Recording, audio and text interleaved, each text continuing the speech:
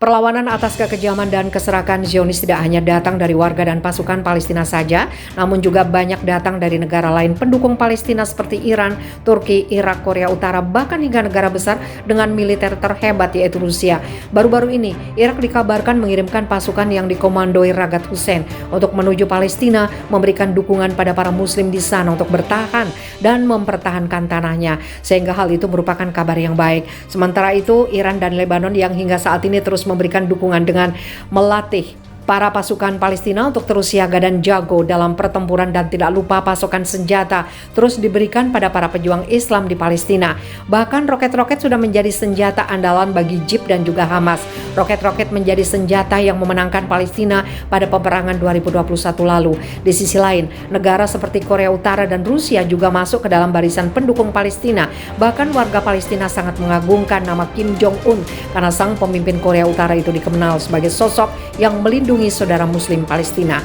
Tidak hanya itu, sosok Kim Jong-un menjadi salah satu ikon di sebuah restoran di Palestina.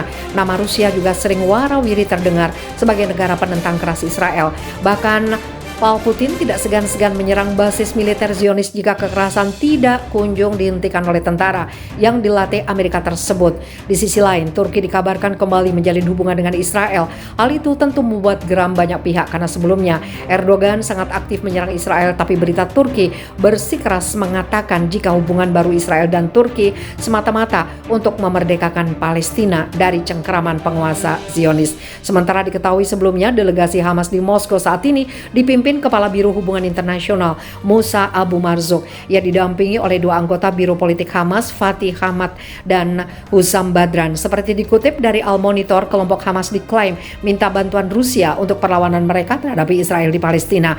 Kementerian Luar Negeri Rusia buru-buru bereaksi atas sikap Israel. Dalam sebuah pernyataannya, Kemenlu Rusia menuduh Israel mengeksploitasi situasi di Ukraina untuk mengalihkan sorotan dunia terkait konflik Palestina versus Israel yang dilinianya tidak pernah selesai.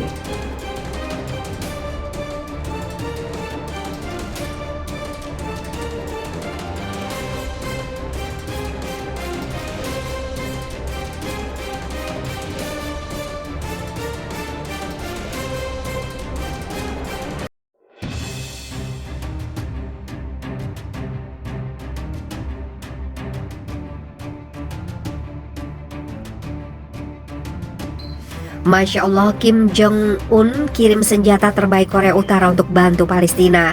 Kabar mengejutkan datang dari negara Korea Utara. Negara pimpinan Kim Jong-un yang merupakan sekutu dekat Rusia dan Cina itu akhirnya mengirim bantuan terbesarnya ke Palestina.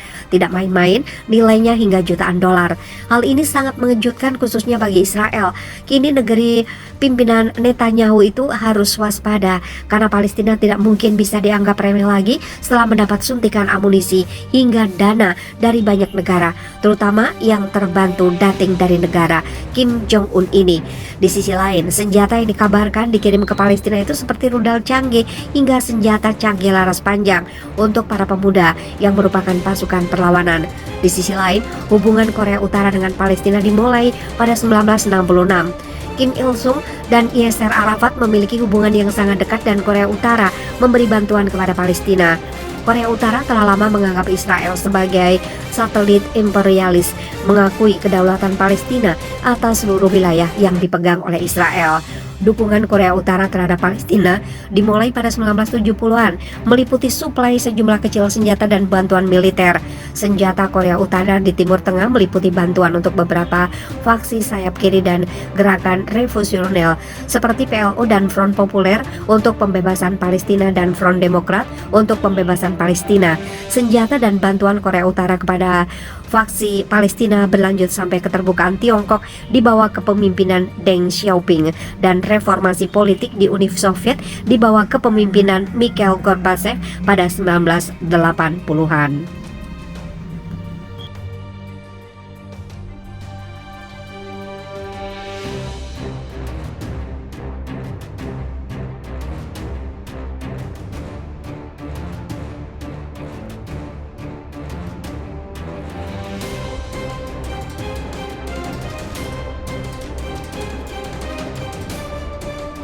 Heboh, ulama Rusia kirim pasukan serang tentara Israel yang berjaga di Masjid Al-Aqsa. Di luar dugaan, di tengah konflik panas Rusia-Ukraina, seorang ulama muslim Rusia yang terkemuka dan orang dekat Kadyrov mengirimkan pasukan bersenjata untuk turun gunung ke Masjid Al-Aqsa di Palestina untuk membasmi para tentara kejam Zionis yang kadang seenaknya menembak dan melukai para jemaah dari Palestina yang mau melakukan ibadah.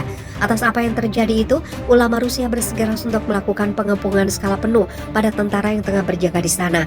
Kami akan melawan siapapun yang mengganggu kedamaian saat saudara muslim saya melakukan ibadah. Sementara itu, Wakil Pertama Departemen Urusan Muslim Rusia sekaligus Rektor Universitas Islam Moskow, Damir Zinurovic Kairetdinov menegaskan persatuan negara muslim untuk melawan konspirasi rezim Zionis Israel. Kantor berita Kotsna melaporkan Damir Kairetdinov terkait langkah sebagian negara memindahkan kedutaan besarnya dari Tel Aviv ke Al-Quds. Soal apa kewajiban umat Islam menghadapi konspirasi ini, menekankan pentingnya dukungan atas hak rakyat Palestina, mencegah supaya hak mereka tidak diinjak-injak. Rektor Universitas Islam Moskow itu menjelaskan, keputusan mendasar PBB terkait Palestina harus direalisasikan dan setiap upaya yang mengganggu perdamaian dan stabilitas di kawasan itu harus dikecam dan dibasmi. Kairetdinov menegaskan umat Islam harus lebih aktif untuk membela haknya, hak sesamanya, hak bangsa Palestina. Menurutnya, Baitul Maqdis adalah tempat suci bagi umat Islam. Ia juga menilai Republik Islam Iran sebagai pendukung bangsa Palestina.